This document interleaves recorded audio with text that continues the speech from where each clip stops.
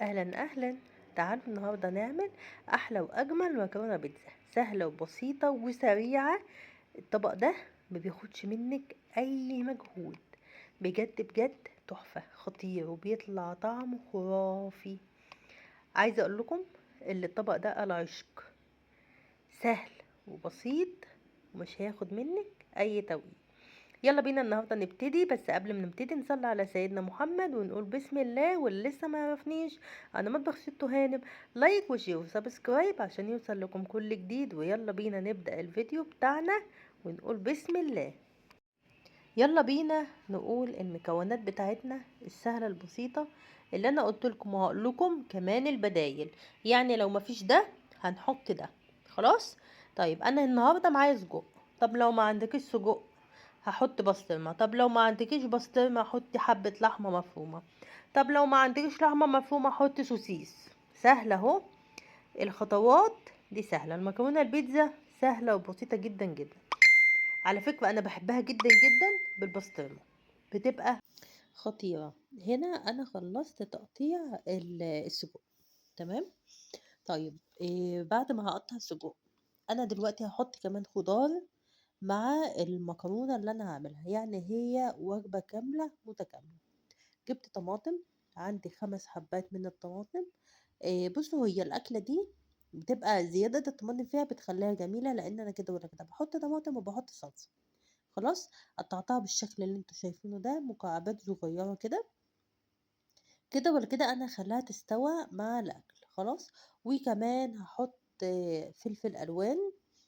ما عندكش فلفل الوان ممكن تحط فلفل اخضر. يعني انا بقول لكم الحاجات وبقول لكم البدايل، لك الطماطم ملهاش بدايل. لو هتحطي صلصة بس هي بتبقى حلوة، بس طبعا لما بتحطي صلصة وطماطم بتبقى جميلة. انا حطيت فلفل الوان، مفيش فلفل الوان ممكن تستغني عنه وتحطي فلفل اخضر. انا حبيت اقول لكم البدايل معانا، وانا بعمل الحاجة كده ايه واحدة واحدة. خلاص. جبت بقى البصل، 2 حبيتين من البصل، قطعتهم مكعبات زي ما انتوا شايفين. قطعة زبدة على النار، حبة سمنة أو زبدة، وتنزلي بحبة الزيت وتبدأي تشوحي السجق بتاعك. لازم السجق ياخد تشويحة. طيب لو انا هحط بسطرمة هتحطي الزبدة والزيت، وبرضو تسيبي البسطرمة تاخد التشويحة بتاعتها. لو البسطرمة فيها توم برضو سيبيها بالتوم بتاعها بكل حاجة، خلاص. وبعدين حطيت البصل، قلبته تقلبتين، ونزلت بالخضار بتاعي. وطبعا هسيب كل الكلام ده لما وكله ياخد من طعم كله، خلاص. يعني كله كده يبقى كله مع بعض نفس المزيج والطعم. الحبة اللي انا وريتهم لكم بالمقادير بتاعتي دي تكفي كيسين مكرونة او كيس ونص من المكرونة. طيب هيعملوا لك قد ايه؟ طبق قد اللي انا عملته ده هيكفي من 4 ل6 افراد. طب لو انت عايزة تعملي كيس مكرونة بتقللي بس الكميات شوية صغننين عن اللي انا وريتهولك. هنزل بقى بالصلصة، كام معلقة صلصة كده حلوين. انا هنا نزلت ب5، وهحط شوية الفلفل وشوية الملح بتوعنا بس كده. قلبت الصلصة كويس كويس مع المكرونة علشان برضه تندمج مع بعضها وكله ياخد من طعم كله. يعني كله دلوقتي يبقى نفس الطعم.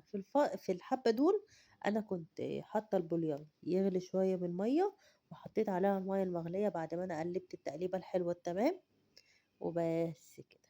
لسه طبعا انا ما حدقتش وما حطيتش اي حاجة عليها. خدوا بالكم لو هتشتغلي بالبسطرمة، خدي بالك من الحد.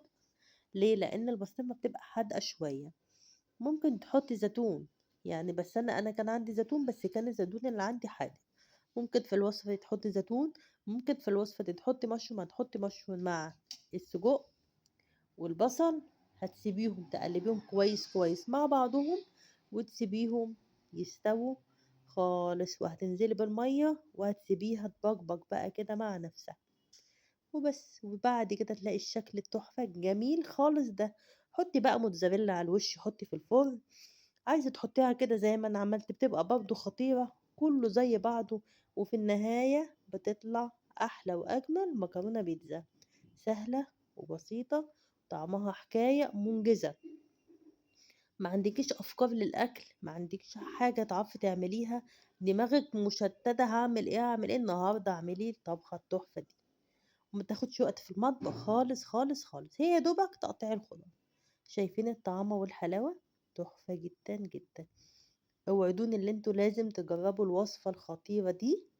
عايزة اقول لكم اللي دي من اجمل واحلى الوصفات اللي انا بحبها، وبتطلع المكرونة مزيج من الصلصة والطماطم والفلفل الالوان، ويا سلام كمان لو مشروم مع بعض كده، الخلطة دي حكاية. يلا جربوها.